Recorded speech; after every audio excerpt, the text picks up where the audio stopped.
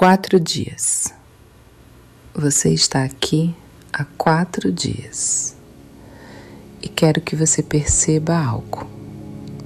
Cada manhã que você escolhe alimentar a sua mente antes de alimentar o barulho do mundo é um tijolo.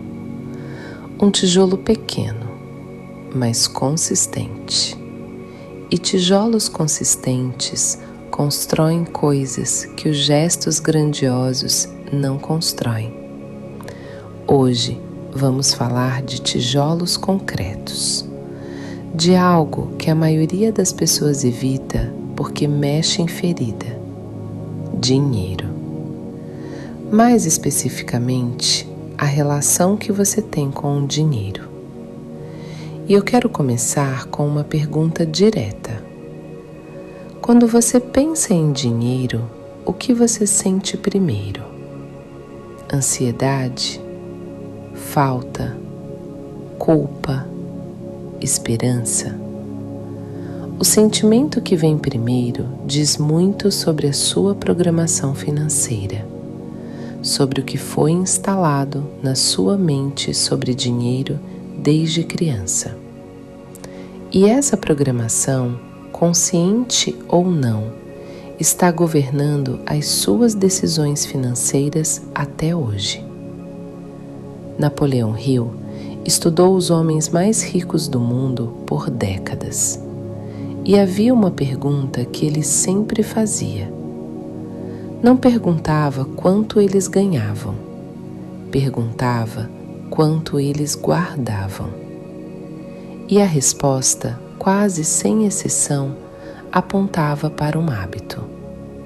Um hábito simples, disciplinado, que começou muito antes da riqueza chegar. O hábito de poupar. Hill foi direto.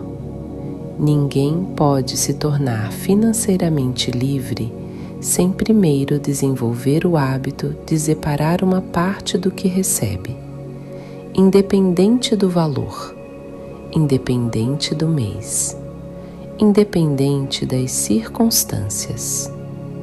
E aqui está o ponto que a maioria das pessoas não entende. Não é sobre o quanto você guarda, é sobre o hábito. Porque o hábito é o que muda a sua relação com o dinheiro. E a relação que você tem com o dinheiro é o que determina o quanto você vai ter. A maioria das pessoas foi programada desde cedo com crenças sobre dinheiro que as mantém onde estão. Dinheiro não nasce em árvore. Rico é quem nasce rico.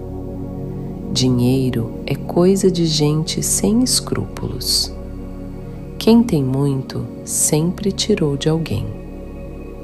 Essas crenças entram cedo, geralmente antes dos 7 anos, e ficam operando no subconsciente por décadas, sem que você perceba, funcionando como um teto invisível, determinando quanto você acha que merece, quanto você se permite conquistar. E o que acontece quando você começa a ultrapassar esse teto? A neurociência entra com algo fascinante aqui. Quando você poupa de forma consistente, você está treinando o seu cérebro para operar a partir de abundância e não de escassez. Você está enviando para o seu sistema nervoso uma mensagem poderosa. Eu tenho mais do que preciso agora. Essa mensagem altera o seu padrão de tomada de decisão de forma profunda. Você começa a enxergar o dinheiro diferente, a gastar diferente, a valorizar diferente, a atrair diferente. Porque o cérebro, em modo de escassez, toma decisões ruins. Ele busca gratificação imediata, evita risco, pensa pequeno, gasta antes de guardar, Compra o que não precisa para sentir a sensação momentânea de abundância e depois volta para a escassez. Mas o cérebro, em modo de abundância, pensa a longo prazo, investe, cria, guarda antes de gastar, avalia antes de comprar. E o simples ato de guardar, mesmo que pouco, coloca o cérebro no modo certo. Muda a mensagem interna de não tenho o suficiente para estou construindo. E essa mudança de mensagem muda tudo. Provérbios 21, versículo 20. Na casa do sábio há um tesouro precioso e azeite, mas o homem insensato tudo desperdiça. O sábio guarda antes de gastar, o insensato gasta antes de guardar. A maioria das pessoas faz assim: recebe, paga as contas, gasta o que sobra e no fim do mês não sobrou nada para guardar. Hill propõe a inverter essa ordem. Receba, guarde primeiro, mesmo que seja pouco, e viva com o restante. Esse ato de guardar primeiro é um ato de autodisciplina. E a autodisciplina, segundo Hill, é um músculo que sustenta todas as outras virtudes do sucesso. Não estou falando de privação. Não estou dizendo para você passar necessidade ou abrir mão do que é essencial. Estou falando de ordem, de prioridade, de decidir conscientemente que o seu futuro vem antes do seu impulso do presente. Quando você guarda primeiro, você também começa a questionar o que realmente precisa.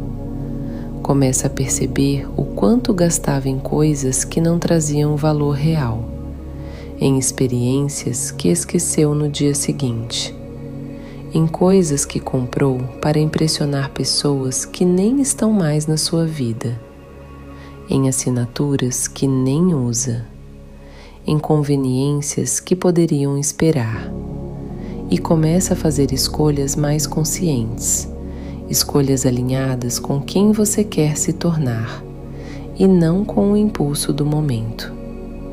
E com o tempo, esse hábito se transforma em algo que Hill chamava de independência financeira progressiva. A sensação crescente de que você está construindo algo, um tijolo por vez, que ninguém pode te tirar, que cresce enquanto você dorme, que trabalha por você enquanto você descansa. Hill também ensinava que o dinheiro guardado não deve ficar parado indefinidamente. Ele deve ser colocado para trabalhar em investimentos, em negócios, em conhecimento que gera retorno, em ativos que produzem mais dinheiro. Mas antes de qualquer coisa, você precisa ter o hábito de guardar. Porque quem não consegue guardar, também não consegue investir com consistência. O músculo precisa ser desenvolvido primeiro. A disciplina vem antes da estratégia. E disciplina se constrói com repetição. Repete comigo. Eu guardo antes de gastar. E estou construindo minha liberdade financeira um tijolo de cada vez. Hoje, uma prática simples. Calcule 10% do que você recebe por mês. Só 10%. Se isso parece impossível agora, comece com 5 ou 2. O número importa menos do que o hábito. E reserve esse valor antes de qualquer gasto, antes das contas, antes do mercado, antes de tudo. Esse dinheiro não é para gastar, é para construir. É o primeiro tijolo da sua independência financeira. E todo grande edifício começa com um tijolo. 4 dias. Isso é o manual da mente. Nos vemos amanhã.